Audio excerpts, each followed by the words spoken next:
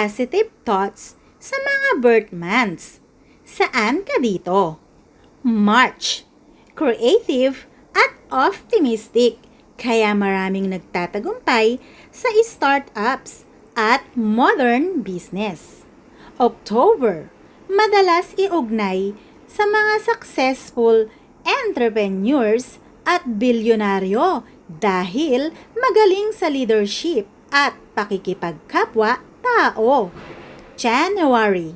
Disiplinado at natural leader, kaya bagay maging CEO o business owner.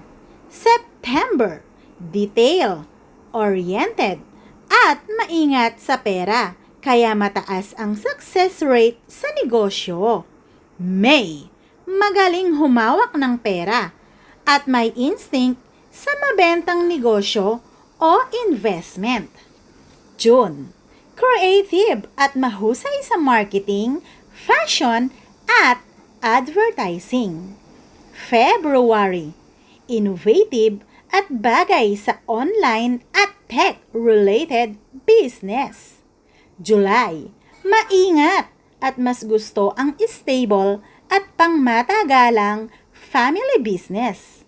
December. Friendly at malawak ang connections, kaya swerte sa networking at international business. August.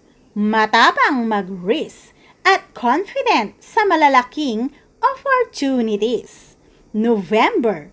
Strategic at tahimik magplano, kaya mahusay sa consultancy at negosyo. April. Mabilis kumilos at mahusay makakita ng opportunities sa negosyo. So, nasaan ka dito? Hanapin mo na dyan at tingnan kung talagang tugma ang mga sinabi nitong opportunities at positive thoughts sa iyong birth month. Kaya naman, kung ikaw ay nagdalawang isip or hindi, wala tayong magagawa. Dahil tayo ang may hawak ng sarili nating swerte.